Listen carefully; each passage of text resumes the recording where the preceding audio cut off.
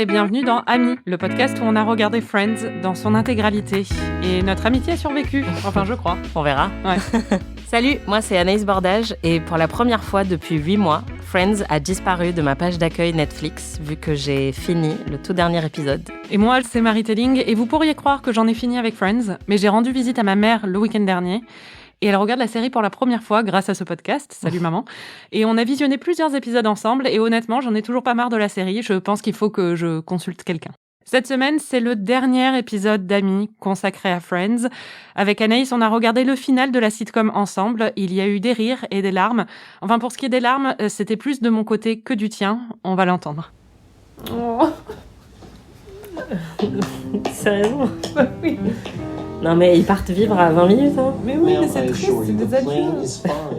Bon, t'étais très blasée par rapport à moi, qui était très émue.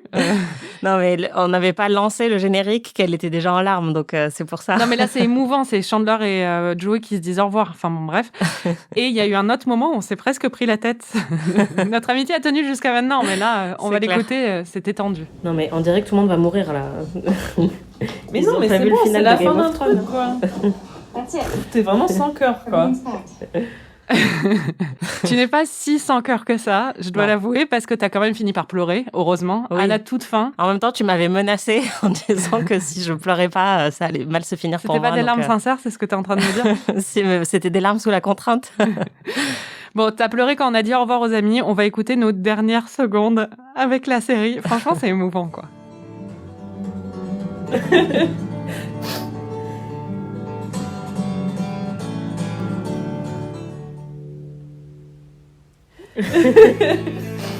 Voilà, t'as fini Friends. Et ben voilà. T'as fini Friends. Ouais. Ça te fait quelque chose? Quelle aventure. Ouais, c'est triste. Ça fait bizarre. Ah, ok, bon, bah c'est bien. Mais avant de parler plus en détail du final, on va écouter ce que tu avais prédit pour cet épisode. C'était dernière prédiction, Anaïs. T'as l'air au bord du gouffre. Je vais être hyper chiante. Il y a quelqu'un qui m'a quand même envoyé un texto aujourd'hui en me demandant si ça allait bien parce que à chaque épisode, je dis que ça va pas et que je fais que pleurer, mais ça va quand même, je vous rassure. Bon, tes dernières prédictions, du coup. Précédemment, dans Amis. Bon, du coup, c'est toujours un peu les mêmes prédictions que je fais depuis 3 épisodes. C'est-à-dire que je prédis que Rachel va choisir Ross et ne pas monter dans l'avion ou descendre de l'avion. Ok. Et qu'elle va revenir. Et je crois vraiment que j'ai vu cette scène. Elle va rentrer dans le salon où elle va répondre au téléphone, où il y a un truc comme ça. Il y a un truc avec un téléphone et elle va dire « Je suis pas montée dans l'avion », un truc comme ça. Il va y avoir l'accouchement de Anna Faris, qui visiblement ne va pas avoir de jumeaux. Parce que s'ils se rendent toujours pas compte à ce stade-là qu'elle en a 2, à mon avis, c'est trop tard. Donc je sais pas pourquoi je pensais qu'elle allait avoir des jumeaux. Mais je pense donc que la série va se terminer sur les amis qui claquent la porte de l'appartement. Et je pense que ce sera ça le dernier plan, c'est un plan de la porte avec l'appartement qui est vide. Je pense que comme l'épisode est en 2 parties, il va y avoir le cliffhanger de l'avion à la fin de la première partie et qu'elle va descendre de l'avion au début de la deuxième partie. Et j'aimerais bien quand même qu'on célèbre un peu certains des personnages qui ont marqué la série jusqu'ici. Et donc j'aurais bien aimé que Janice soit là à un moment ou un autre pour un petit caméo.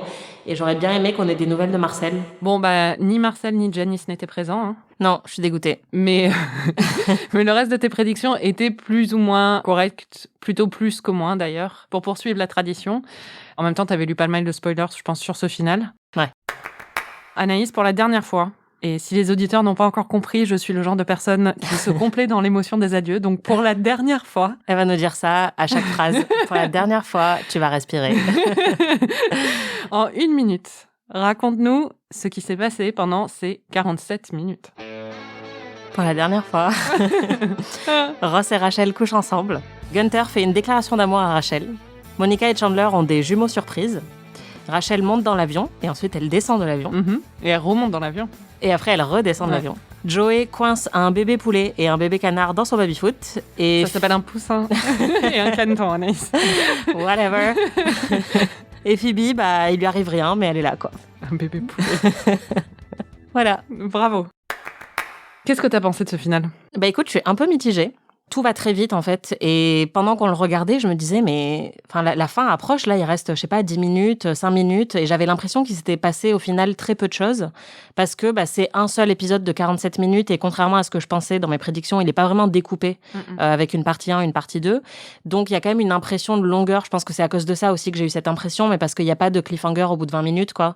C'est vraiment juste un long épisode de Friends. Et j'avais l'impression qu'il y avait des moments de flottement que je trouvais pas forcément hyper marrant. Par exemple, tout le truc du baby-foot, c'est sympa, mais ça fait pas partie des meilleurs gags de Friends.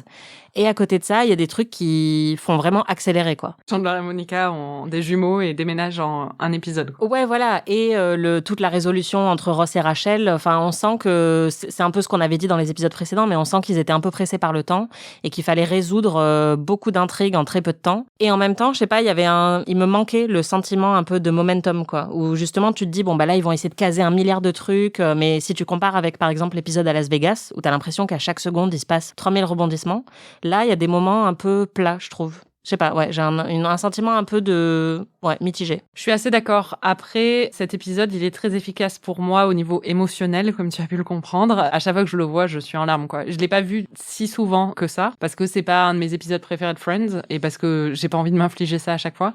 Mais à chaque fois que je l'ai vu, j'étais en larmes pendant plusieurs minutes. Comme tu as pu le voir. Ouais. Bon, on va rentrer dans le vif du sujet. Il y a plusieurs intrigues dans ce dernier chapitre. D'abord, on en parlait, l'accouchement d'Erika, joué par Anna Faris, qui donne naissance à des jumeaux. Et oui. Voilà, comme tu l'avais lu. Un garçon et une fille. Elle avait juste pas compris que quand on lui parlait des 2 cœurs qui battent, on parlait des 2 cœurs du bébé et pas du cœur du bébé et de son cœur à elle. Voilà. Ouais. Ce qui est marrant avec cette intrigue, c'est que dans n'importe quelle autre saison de Friends, ça aurait été le point culminant du final et le point culminant de la saison. Sauf que là, ça se déroule pendant les premières minutes et on en oublierait presque à la fin de l'épisode que ça s'est déroulé dans le même épisode, parce qu'il y a tellement de choses qui se passent après qu'on oublie qu'il y a des jumeaux qui sont nés, et puis surtout c'est un peu précipité, comme tu disais. Ouais, complètement. Qu'est-ce que t'as pensé de cette fin pour Chandler et Monica? Donc ils ont les 2 bébés et ils déménagent. Ouais, alors on les voit pas emménager dans la nouvelle maison, mais je pense que c'est une fin plutôt logique quand on sait un peu la direction que prenait leur couple depuis plusieurs saisons. Monica, dès le départ, en fait, quasiment, on la voit parler de son désir d'enfant, de famille, tout ça. Donc ça me paraît plutôt logique et je trouve ça mignon, mais comme tu le dis, je trouve que c'est très précipité. Et notamment la naissance des jumeaux au début, c'est rigolo la réaction qu'ils ont quand ils disent non mais on en avait commandé qu'un, etc. Il y a un peu un côté anticlimax quand même, parce que justement, on construit pas du tout d'attente sur ce moment. Il arrive quasiment tout de suite et après il est évacué parce qu'il se passe plein d'autres choses. Donc c'est vrai que ça passe très vite et ça m'a pas énormément touchée, alors que c'est un couple qui m'a toujours touchée dans la série. Mais là... Oui, ils ont pas de moments émouvants, un peu comme Phoebe avait eu avec les triplés. Ouais. Au moment de la naissance, on les voit tout de suite, ils font plus des blagues tout de suite sur le fait qu'ils n'arrivent pas à manier les 2 enfants à la fois ou des choses comme ça. C'est ça, ils se posent jamais en fait pour avoir un peu d'introspection et le petit moment larmoyant qu'ils ont réussi à avoir effectivement dans d'autres épisodes, et c'était un peu dommage. Je suis bien d'accord. La deuxième grosse intrigue, et c'est un peu la plus mémorable de l'épisode et la plus palpitante aussi, c'est ce qui se passe du côté de Rachel et Ross. Ils ont passé la nuit ensemble, comme tu l'as dit, et Ross, lui, voit ça comme une nouvelle chance pour la relation, tandis que Rachel le voit un peu comme des adieux parfaits. Donc dans l'épisode, ce qu'on voit, c'est un peu l'évolution de Ross qui décide d'avouer ses sentiments à Rachel, et la question c'est est-ce que Rachel va partir à Paris ou pas. Bon, tu savais qu'ils allaient finir ensemble, c'est quelque chose que tu savais depuis le début. Tu savais qu'elle n'allait pas prendre l'avion pour Paris, t'en avais aussi entendu parler, parce que il y a beaucoup de gens qui sont en colère à ce sujet. Mais la question, c'est un peu le comment. Alors, tu as fait des prédictions pendant le visionnage, on va t'entendre.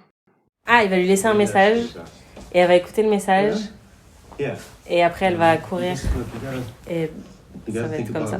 Et ça va être comme ça. T'es hyper convaincue. Tu te souvenais qu'il y avait un truc avec un message quand même? Ouais, mais parce que vraiment, j'avais vu cette scène sur YouTube il y a quelques années, sans doute quand on travaillait à BuzzFeed.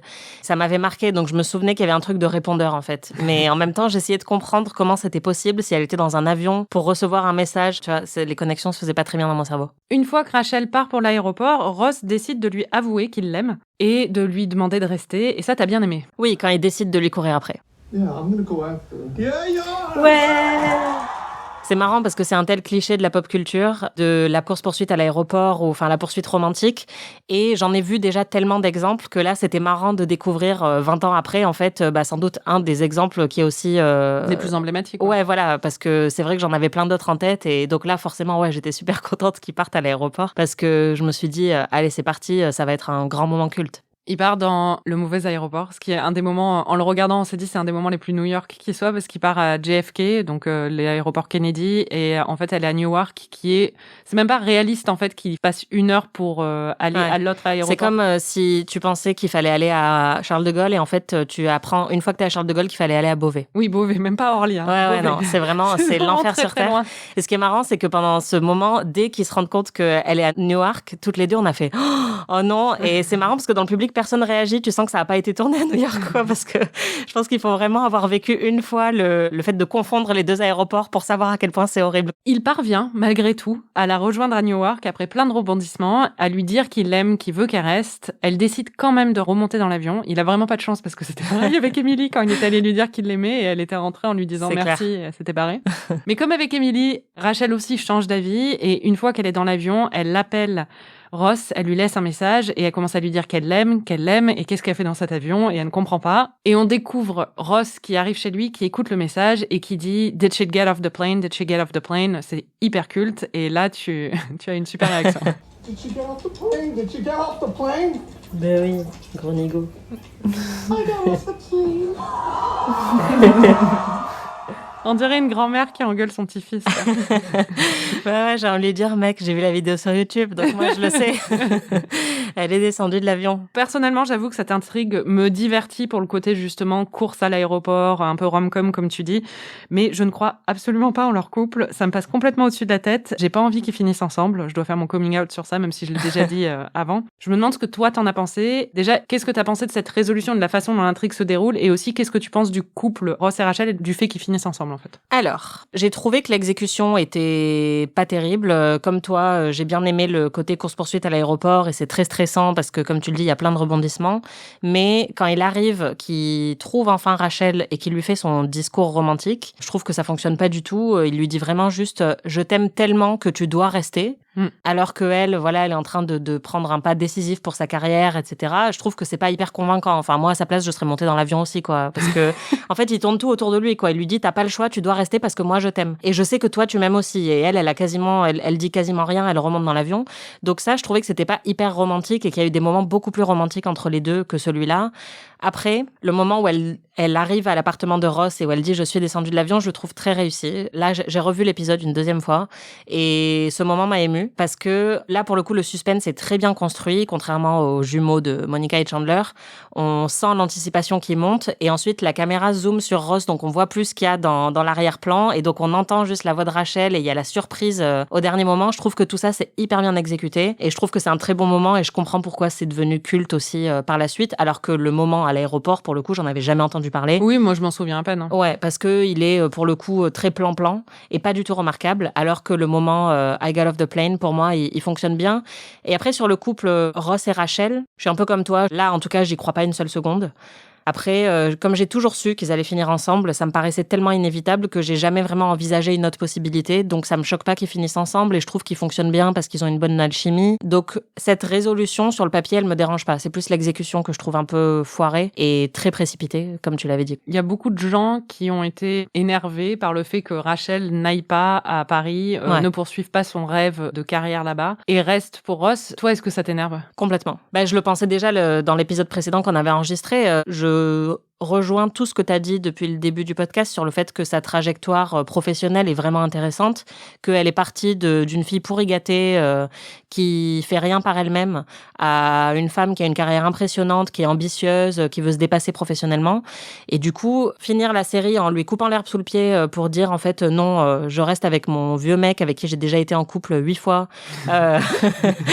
et avec un job dont j'ai fait le tour, c'est un peu décevant, quoi. J'aurais vraiment aimé qu'elle aille à Paris. Et moi, ma fin alternative de rêve, ma vraie fin alternative de rêve, c'est que quand Joey dit à Ross, tu devrais peut-être accepter que c'était juste des adieux, qu'après c'est Joey qui court après Rachel, qui lui dit we're meant to be.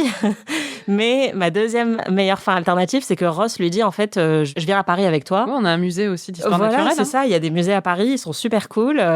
Donc vas-y, fonce, quoi. Ça, c'est une bonne alternative. T'as raison. Parce que le truc, c'est que même si je suis pas fan de leur relation, pour moi, le fait qu'elle reste pour lui, ça me choque pas parce qu'ils ont un enfant ensemble. S'ils avaient pas d'enfant, ça me saoulerait vraiment.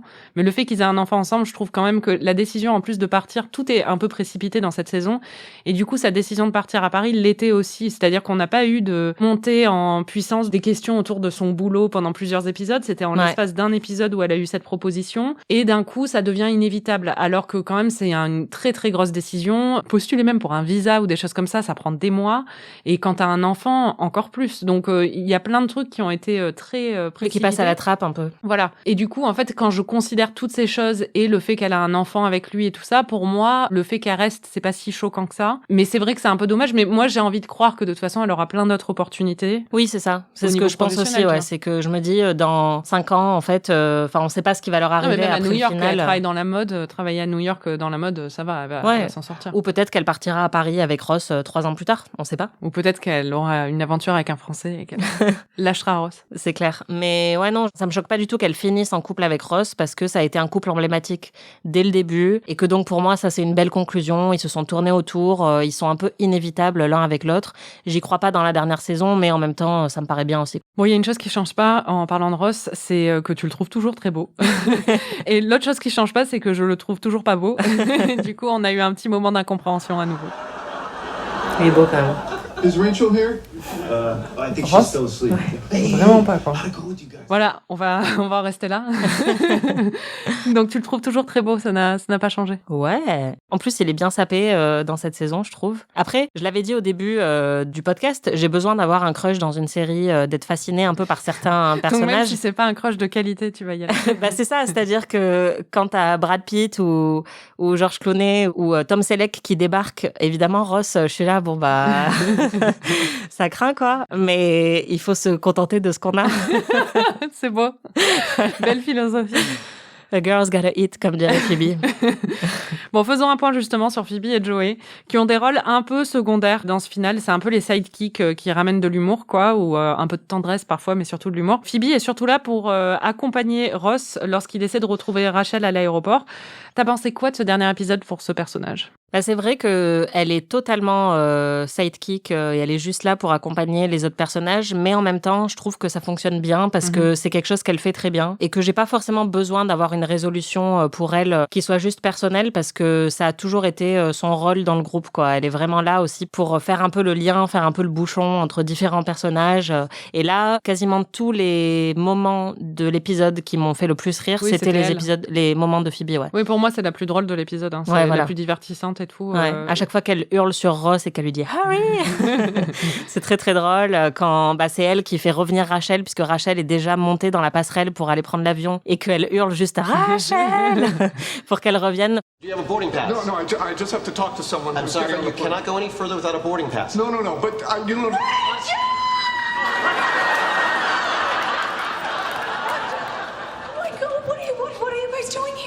Pour moi, c'est du très grand Phoebe.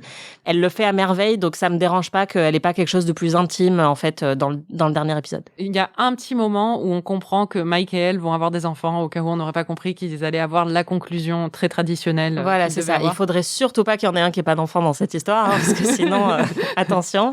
Du coup, il y a Mike à un moment qui voit les jumeaux de Chandler et Monica et qui dit qu'il en veut un aussi. Et il a dit sérieusement, il faut qu'on commence. Et elle est là, ok, on va lancer la famille Von Trapp. Pour ce qui est de Joey, c'est vraiment, le pauvre, le seul personnage qui n'a vécu aucun développement personnel pendant cette dernière saison. On le quitte alors qu'il vit toujours dans le même appartement et qu'il dit adieu à ses amis qui déménagent. Alors on sait pourquoi, la sitcom Joey allait commencer quelques mois plus tard. Donc ils n'avaient pas besoin de mettre un point final à son histoire. Au contraire, il fallait la laisser grande ouverte pour préserver la surprise et pour que les gens soient curieux. Mais t'as pensé quoi de ce final pour lui ? Pour moi, ce qui est dommage, c'est que je comprends qu'il n'y avait pas besoin d'y mettre un point final, mais je pense qu'ils auraient pu mettre un tremplin, en fait, mettre quelque chose qui ouvre justement un peu des perspectives et qu'on ait envie de savoir ce qui va devenir, parce que là, en fait, justement, ceux qui me rendent la plus curieuse, c'est Chandler et Monica qui viennent d'avoir un enfant et qui viennent d'emménager quelque part, donc je me dis, qu'est-ce qui va leur arriver après ? Rachel et Ross, ils viennent de se remettre ensemble, ils vont élever leur enfant ensemble, donc j'ai envie de savoir comment ça va se produire. Comme Joey, il reste bloqué exactement au même point, j'ai pas d'anticipation, je me dis pas, j'ai hâte de savoir ce qui va se passer après, parce que On me donne aucune indication sur le fait que quelque chose va changer. Donc, ce que je trouve un peu dommage de la part des scénaristes, c'est justement de pas avoir mis Peut-être qu'ils savaient pas encore. Hein. Je sais pas, mais en tout cas, ils auraient pu semer quelques petites graines, je pense, pour la suite, parce que là, ça reste vraiment en suspens. Et là, contrairement à Phoebe, qui, elle, fait très bien le sidekick, et du coup, ils lui ont quand même rendu hommage d'une certaine manière dans cet épisode, là, je trouve que Joey, le contenu qu'on lui donne n'est pas à la hauteur de ce personnage. Juste pour revenir sur ce que tu dis, est-ce que tu sais où se déroule la sitcom Joey ? À Hollywood, non ? Oui, donc en fait, il part à Hollywood pour tourner dans une série, donc ça change. Mais c'est vrai qu'ils auraient pu établir ça parce que ça aurait rendu les choses encore plus émouvantes, parce que ça veut dire qu'ils se séparent Exactement. sur des milliers de kilomètres au lieu de juste aller, comme tu dis, ils vont rester voisins. En fait, c'est ce que j'attendais parce que je savais qu'il y avait la sitcom qui avait été lancée après, donc je pensais que dans les derniers épisodes, ça allait être un enjeu au même titre que les autres enjeux personnels des personnages, qu'il allait recevoir un coup de fil, qu'on allait lui proposer un truc et qu'il allait hésiter, comme Rachel qui part à Paris, enfin tu vois que ça allait rentrer dans l'intrigue. Et donc le fait que ça soit totalement occulté, enfin que ça n'existe pas là dans cette réalité-là, j'ai trouvé ça un peu décevant. Donc il passe l'épisode justement à essayer de secourir le poussin et le canton, non pas le bébé poulet. J'aime bien cette intrigue parce que c'est une intrigue un peu low-key qui permet un peu de compenser pour les trucs hyper dramatiques de poursuivre quelqu'un à l'aéroport et tout ça. Et surtout, je trouve que symboliquement, c'est une jolie conclusion sur l'amitié de Chandler et Joey qui se termine pas, mais il y a un chapitre qui se termine de leur amitié. Et j'ai trouvé ça assez poétique et quand ils se prennent dans les bras, c'était le moment justement où je pleure au début où tu t'es foutu de ma gueule qu'on entendait. Moi, ça m'émeut beaucoup, mais toi, ça a pas eu l'air de te plaire. Voilà. Dit-elle, point. Non, en revoyant l'épisode, ça m'a pas non plus ému, en tout cas pas autant que d'autres moments de la série ou de cet épisode. Je suis d'accord avec toi sur le fait qu'il y a besoin d'avoir des intrigues un peu moins lourdes à digérer, mais en même temps, quand tu compares à des grands moments comme, je sais pas, la dinde, tu vois, qui est un truc très léger, mais qui peut être émouvant et qui est très très drôle et qui est un des grands moments cultes, je trouve que dans les moments de Chandler et Joey, celui-là était pas très haut. Ça m'a fait rire, évidemment, certains moments quand ils disent au revoir aux joueurs du baby-foot. Voilà, good game, good game. Table, you have given us so many great times. And you guys, Jordan, Victor, Joel, all of you guys, what can I say?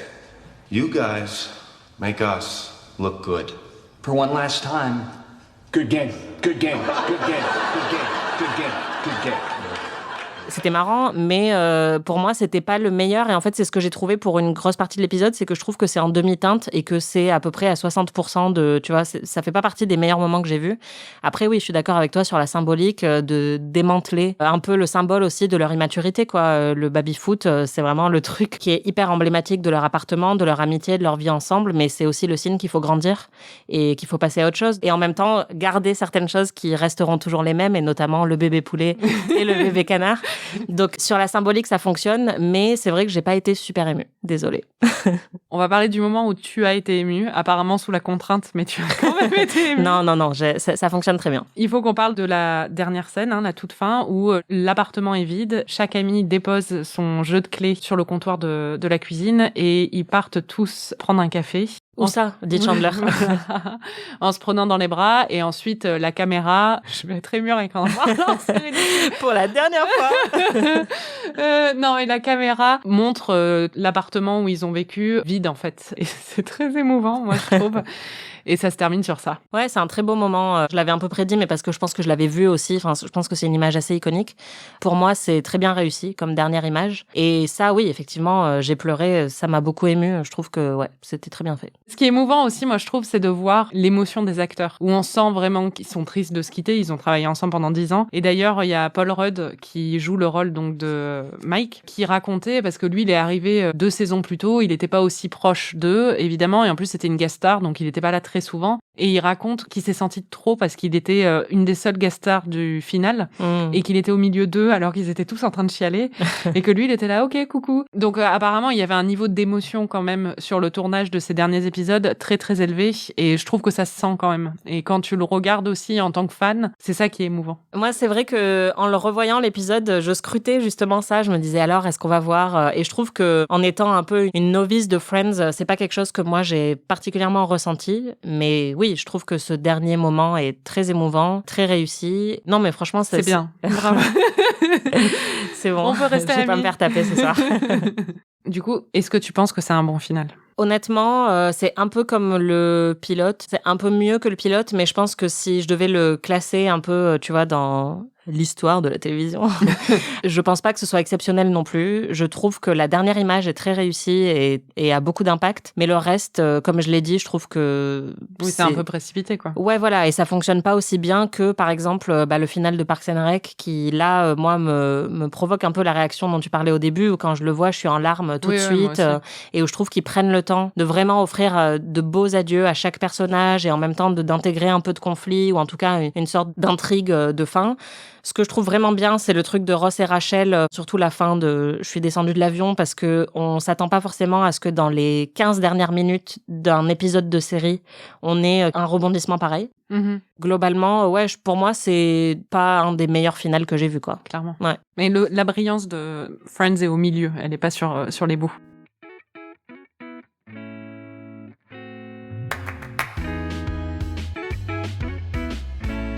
Je voulais aussi faire un petit bilan de ces 10 saisons qu'on vient de regarder, hein, parce que tu as tenu le coup, bravo. Je suis impressionnée, franchement. Merci. Donc, j'ai plusieurs questions que je veux te poser sur la série en général. On va commencer par, c'est très difficile, mais c'est la question de tous les fans, en fait. Qui est ton personnage préféré ? C'est hyper dur.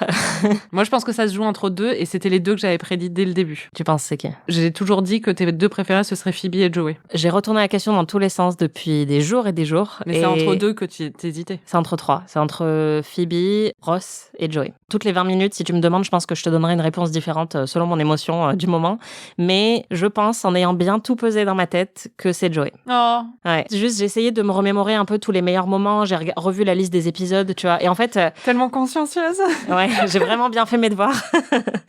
Et en fait, parfois, je voyais juste des titres d'épisodes et j'éclatais de rire parce que ça faisait référence à un truc que Joey fait, en fait. Et c'est lui qui m'a le plus fait rire. Je pense qu'il m'a aussi plus fait pleurer ou en tout cas plus ému que Phoebe. Il est touchant. Voilà. Et du coup, ça se joue à pas grand-chose et j'adore. Pour moi, c'est mes 3 préférés, c'est eux.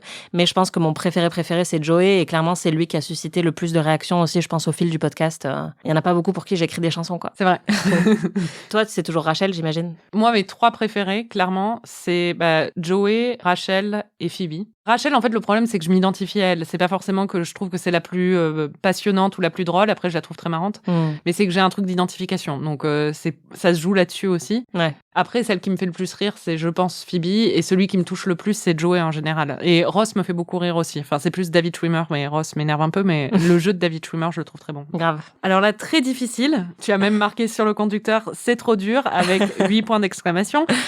Ton moment préféré? Si il ne fallait en choisir qu'un, et le truc c'est que j'ai pas forcément en tête tous les moments et tout, mais je pense que c'est Moo Point.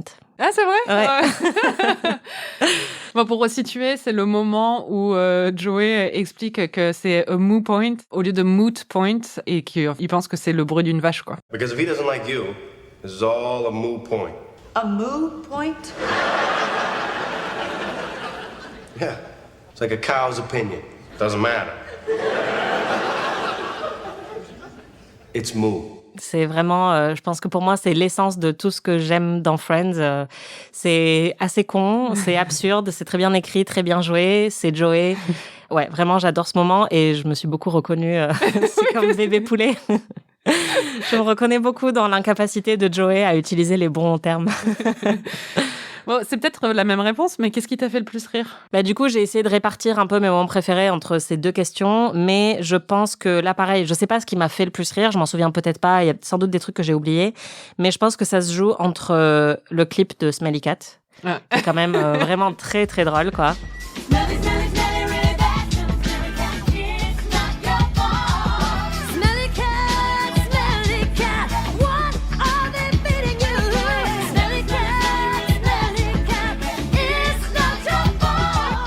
Et quand Ross fait croire à Monica qu'elle a endommagé le cerveau de Ben en lui tapant la tête contre le mur. C'est juste une toute petite blague, mais je sais qu'à chaque fois que j'y repense, ça me fait rire et c'est un humour un peu plus noir que ce que Friends fait d'habitude et j'ai toujours trouvé ça très drôle. Ouais, c'est vrai que c'est très marrant. Qu'est-ce qui t'a fait le plus pleurer? Honnêtement, je pense que c'est la demande en mariage de Monica à Chandler. Ah, mais c'est fou, ça me fait même pas verser une larme, moi. Ouais. Je saurais même pas expliquer pourquoi, mais ça m'a énormément émue quand je l'ai vu, mais c'était pas que parce que, je sais pas, j'avais passé une semaine de merde, quoi, parce que quand je l'ai revu, ça m'émeut encore, quoi. Chandler, and all my life, I never thought I would be so lucky. It's true. fall in love with my best. My best. There's a reason why girls don't do this. Okay. I'll do it. Monica. Will you marry me? Yes. Je trouve juste ça hyper romantique et très beau pour un couple qui est tout le temps un peu foufou et en train de se poser un milliard de questions où là il y a une certitude qui est, tu vois, qui est hyper réconfortante et hyper belle. Quelle a été la pire intrigue, selon toi? Je pense, en tout cas, le truc qui vraiment me donne envie de sauter tout l'épisode ou de passer à autre chose quand je le vois, c'est tout ce qui concerne le frère de Phoebe, en fait. Ah, c'est marrant. Ouais, Ma mère, elle le trouve trop drôle. Oh là là. Enfin, je sais pas pourquoi, mais j'ai une réaction épidermique à ce mec, en fait. Et à chaque fois que je le vois, je sais pas, je me sens mal à l'aise et j'ai envie qu'il parte. Donc, voilà. Et je pense que c'est ça et tout ce qui concerne le poids de Monica. Ouais. Toi, c'est quoi? Honnêtement, le début de la saison 10, la façon dont ils ont géré Joey et Rachel, parce que moi, j'étais on board dès le début pour Joey et Rachel, j'ai jamais eu de problème avec ça, mais je trouve que la façon dont ils ont géré l'atterrissage est vraiment hyper bâclé et du coup gâche un peu toute l'intrigue qu'ils avaient bâtie jusque-là. Je suis d'accord. Et même le développement des personnages, c'est un truc qui passe assez mal, je trouve. Quelle a été la meilleure guest star, selon toi? Bon, ça va être Marcel, c'est sûr, quoi. Non, bah, je me suis dit, j'ai pas le droit de mettre Marcel en guest star parce que c'est un singe, quoi. Il est pas dans le générique. Marcel. Non, pour moi, la meilleure guest star, c'est Tom Selleck. Incontestable, avec une mention spéciale à Reese Witherspoon et Jon Favreau. Ah, Jon Favreau, aussi, il est très haut pour moi. Ouais. Mais vraiment, tu peux pas tester Tom Selleck, quoi. C'est vrai. Juste, quel homme, quelle moustache. Bah, il est dans une pièce, ouais, voilà. Il occupe l'espace, tu vois. Ouais, c'est ça. Et j'aurais vraiment aimé qu'il soit là pendant toute la série. Ouais. Si tu devais revoir un seul épisode, je sais que tu as envie d'en revoir plein, tu parles, mais si tu devais n'en revoir qu'un seul, ce serait lequel? J'en ai noté plusieurs parce que c'était vraiment dur. Donc je fais dans l'ordre à peu près chronologique, mais... Il y en a combien? 1, 2, 3, 4, 5, 6, 7. Après, je pourrais sans doute écrémer encore un peu plus, mais déjà le Blackout, parce que ça fait très longtemps, mais je sais qu'il m'avait... C'est un peu le moment où je me suis dit, ah, c'est quand même pas mal Friends. Donc je pense que j'aimerais bien le revoir. Je pense que si je devais en choisir un seul, absolument un seul, ce serait La Dinde. Ouais, Thanksgiving. Ouais, voilà, parce que je crois que c'est vraiment un des moments... C'est celui que j'aurais deviné. Ouais, il m'a vraiment bouleversée, fait énormément rire, tout ça. Après, j'aime beaucoup quand même tous les débuts entre Ross et Rachel, donc je pense que j'aimerais bien revoir celui où Rachel finds out, enfin celui où elle va à l'aéroport pour attendre Ross et qu'elle découvre. Il est très très bon. Celui de Las Vegas. Génial. Ouais. À mon avis, si j'ai un coup de déprime un soir et que je veux me faire plaisir, typiquement, je me vois bien le revoir, quoi. Et après, le date entre Joey et Rachel et le rêve de Rachel. Donc, les deux où il y a un peu le rapprochement entre Joey et Rachel avant que ce soit ruiné, comme tu l'as dit, dans la saison 10. Et celui où Rachel a la côte cassée et où Ross s'occupe d'elle et essaye de la maquiller. Ah bon? Ouais, c'est un souvenir lointain parce que ça fait longtemps, mais j'avais adoré cet épisode, j'avais adoré le rapprochement entre eux et je trouve que quand ils se chamaillent mais qu'en même temps il y a de la tension sexuelle, pour moi ça fait partie des grands moments de Friends. Donc je pense que celui-là j'aimerais bien le revoir et je m'en souviens plus très bien, donc voilà. Magnifique. Toi, quand t'en as un que tu dois revoir absolument, c'est lequel que tu choisis? Moi, il y en a deux sur lesquels je vais, c'est celui The One Where Everybody Finds Out, c'est donc celui où Phoebe apprend pour la relation de Chandler et Monica et qui font tout le jeu où ils se séduisent, et l'autre c'est celui de Las Vegas. Surtout, en fait, c'est pas celui de Las Vegas, c'est les trois, en fait, c'est les deux derniers et celui après Las Vegas où ils se rendent compte qu'ils se sont mariés la veille. Ouais. Ça, j'adore. Non, je pense vraiment que, honnêtement, le final de Las Vegas, je pense que c'est le meilleur épisode pour moi. On va faire un petit bilan de l'expérience. Qu'est-ce que ça t'a fait de découvrir la série comme ça? Déjà, je pense que je l'aurais jamais fait autrement, donc c'est ça. C'est super. Non, je pense que du coup, les défauts apparaissent beaucoup plus quand tu regardes comme ça, parce que je l'ai quand même regardé de manière très rapide, toutes les semaines, voilà, plein d'épisodes. Donc, par exemple, là, le final, je pense que forcément, il pêche un peu plus parce que, pour moi, cette aventure, elle a commencé il y a quelques mois, alors que quand tu l'as regardé sur 10 ans, je pense que les petits défauts du final, tu t'en fiches un peu, tu passes outre parce que t'es juste très triste de dire au revoir à tes amis. Je pense que c'est ce qui a été le plus différent pour mon expérience par rapport à la tienne. Après, c'était hyper drôle. Donc ouais, c'était une belle expérience. Enfin, je sais pas, toi, qu'est-ce que ça t'a fait de redécouvrir la série à travers ce podcast et en la regardant comme ça? Déjà, c'était super de revoir de façon linéaire la série. Ça faisait des années que je l'avais pas vue comme ça. Et puis de la découvrir à travers tes yeux, c'était trop bien. C'est comme là, quand j'ai regardé des épisodes avec ma mère, c'est hyper marrant de voir ce qui fait rire les autres. Ouais. Et de découvrir un peu quels sont les personnages préférés, parce que moi-même, ça me fait revoir des choses différemment. J'aime bien avoir des discussions dessus aussi. Et puis, je m'en lasse toujours pas, en fait, de la série. Donc, même si, honnêtement, je vois tous ses défauts et je sais que c'est pas la série la mieux écrite ou la meilleure série qui soit et tout ça, mais le niveau de réconfort qu'elle me procure reste très très élevé et encore plus maintenant parce que je crois que je l'associe aussi à cette aventure, tu vois. Oh, c'est mignon. Non, mais ouais, et je suis d'accord, c'est vrai que j'ai très vite perçu le côté réconfort dont tu parlais et je pense que c'est ça qui est hyper agréable avec la série et je comprends pourquoi elle est si importante pour beaucoup de gens. En fait, je pense que c'est ça qui a été génial avec cette expérience, c'est vraiment déjà tous les retours qu'on a eu, les dialogues en fait qu'on a eu avec plein de gens qui étaient fans de la série et du podcast. Et de nous. Et voilà, et de nous. Non, mais de comprendre en fait tout un pan de la pop culture que je connaissais quand même un petit peu, forcément, je savais qui étaient Ross et Rachel, mais là j'ai l'impression d'avoir accès en fait à plein de références que j'avais pas, de comprendre une série qui a été très importante pour plein de gens, y compris toi. Et voilà, enfin quand on est fan de pop culture, découvrir des dizaines et des dizaines de répliques cultes, de scènes cultes, etc. qu'on n'avait jamais découvert avant, enfin c'est génial. Et quel impact tu crois que ça a eu sur notre amitié? Est-ce que tu penses que notre amitié a survécu Je pense qu'elle a survécu. Honnêtement, on parle tellement, mais on l'a dit plusieurs fois, que c'était cool d'avoir quelque chose de nouveau dont on pouvait parler. Ouais, c'est clair. Pour moi, je pense que non seulement notre amitié a survécu, mais qu'elle a même été enrichie. Oui, c'est vrai. Par ce podcast. Parce que oui, en fait, on se connaît depuis 10 ans à peu près. On n'avait quasiment jamais parlé de Friends jusqu'à ce qu'on enregistre ce truc. Donc, c'est quand même assez fou. Et là, j'ai l'impression d'avoir découvert plein de choses sur ce que t'aimes dans la série, plein de choses sur toi. C'était cool, quoi. Ouais. Pour finir, je voulais refaire un jeu qu'on a fait pendant le podcast et que Joey joue avec Chandler et avec Phoebe, où il faut choisir, c'est soit ça ou soit ça. Et il faut aller très très vite sans réfléchir. Et en fait, je voulais le faire sur la série avec toi pour voir un peu ce que tu penses vraiment au fond de la série. Mon Dieu. Alors sans réfléchir. Hein. Je vide mon esprit. Rester à New York ou partir à Paris? Rester à New York. Hein? Ross ou Joey? Ah, Joey. J'ai réfléchi, mais ouais. Chandler et Monica ou Ross et Rachel? Ross et Rachel. Ah ouais? Je choisis juste le dernier truc que tu me dis, en fait. Rachel, tu l'aimes ou tu la détestes? Je l'aime. Oh. Marcel ou Phoebe? Marcel. Ah ouais? Ouais. Et enfin, tu préférerais revoir toute la série une nouvelle fois du début à la fin ou te faire épiler le cif à la cire tous les jours pendant 1 an, ça repousse à chaque fois? Épiler le cif. Mais ce que les gens savent pas, c'est que c'est hyper fun. C'est vrai que le cif, c'est pas très douloureux, mais tous les jours pendant 1 an. Je sais pas, écoute, franchement, vu l'année que je viens de me taper, plus rien ne me fait peur. Et ça va, je vais pas me retaper toute la série, quoi. Moi aussi, j'ai un petit truc pour finir. Ah mon Dieu. Tu vas me faire pleurer? Non, je pense pas. C'est une chanson? Non, on va dire que c'est genre du spoken word, tu vois. C'est du... Comment ça s'appelle le truc de grand corps malade, là? Du spam? Du spam. Du slam. J'ai écrit ça à l'arrache avant de venir, donc je sais même pas si j'ai fini, en fait, d'écrire ce que j'avais. Donc, on va voir. C'était juste des derniers adieux, tu vois. Merci, Monica, d'être une vraie alpha. Merci, Marcel, tu me donnes des ailes. Oh. Merci, Chandler, pour ta bonne humeur. Merci, Joey, pour ta simplicité. Oh. Merci, Ross, d'être super beau gosse. Merci, Phoebe, pour ta folie. Et merci, Marie, d'être mon amie. Oh.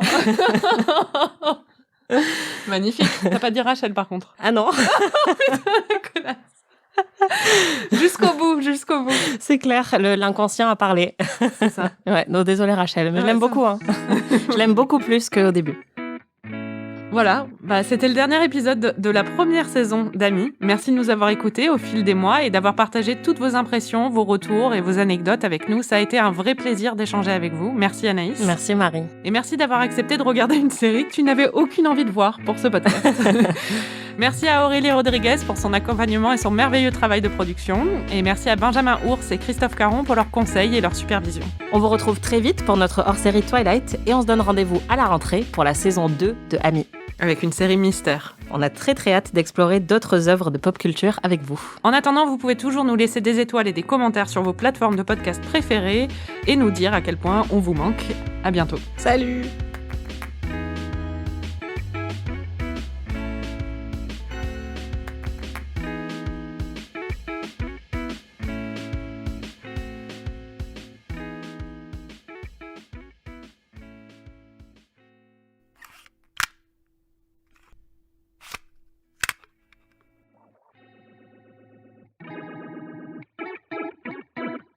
On va faire les notes pour la dernière fois? Oui. Pour la dernière fois. Attends, je vais le refaire parce qu'il faut vraiment marquer le coup, quoi. C'est clair. pour la dernière fois, Anaïs, on va écouter tes notes. Alors déjà, vous aurez peut-être remarqué que le bébé canard, entre deux scènes, en fait, ils ont changé de canard. Plus gros. Voilà, dans la première scène, c'est un bébé et à la fin, il est prêt pour le magret, quoi. Il a beaucoup grandi. J'ai été assez choquée par le fait qu'à la fin de l'épisode précédent, Ross et Rachel s'embrassent et au début de cet épisode, ils ont couché ensemble et j'ai noté dire qu'elle a mis 3 épisodes à coucher avec Joey. Et que là, en genre 1 minute, elle a couché avec Ross. Mais elle a pas couché avec Joey. Ah, c'est vrai, en plus, elle a même pas couché avec lui. Elle a mis 3 épisodes avant d'envisager de coucher avec Joey. T'as vu, j'ai été hyper attentive pendant ces visionnages. Le truc qui m'a le plus fait rire, alors déjà on n'a pas dit qu'il y a le proviseur de Community dans l'avion à côté de Rachel. Ça m'a énormément fait rire parce que du coup c'est Phoebe qui lui dit il faut que tu descendes, il y a un problème avec la phalange de l'avion. Et le mec à côté d'elle commence à paniquer. C'est moi dans l'avion. C'est ça. Excuse me, sir. Where you going? I have to get off this plane, okay? Her friend has a feeling something's wrong with the left phalange. There's nothing wrong with the plane. The left phalange. There's no phalange. Oh my god. This plane doesn't even have a phalange. Et ça m'a rappelé un de mes films préférés qui est Destination Finale, dans lequel, pareil, en fait, ils ont une vision où ils se disent il faut descendre de l'avion parce que sinon il va exploser. Et donc, je me suis mise à imaginer un tout autre final de Friends où en fait la mort essaye de les rattraper un par un parce qu'ils ont descendu de l'avion avant qu'il explose. Franchement, je pense que ça aurait été plus cool, mais je sais pas. Et effectivement, il y a aussi un croisement avec Mes meilleurs amis qui est aussi un chef-d'œuvre. Voilà, un chef-d'œuvre qui occupe une place importante dans notre amitié. À chaque fois que Ross crie « un ange naît », j'ai écrit ça dans mes notes. Il y a un truc qui m'a saoulée, c'est qu'à la fin, quand ils sont vraiment en train de poser leurs clés et qu'ils disent « allez, on va prendre un café », Joey est hors champ. Genre, t'as les 5 autres qui sont dans le champ et on voit même pas Joey. Et ils l'ont vraiment totalement zappé et j'ai trouvé ça hyper injuste. Et pour finir, il y a un moment dont on n'a pas parlé, qui se passe pas dans cet épisode, mais je pouvais pas finir cette saison d'Amis sans en parler. C'est quand Joey a la tête coincée dans la porte pour Thanksgiving et que Monica lui verse du gras de poulet dessus avec une pipette. Il lâche et qui sort la langue pour essayer d'attraper le gras. C'est juste magnifique. Ok, c'est une très belle conclusion. Merci Anaïs. Merci.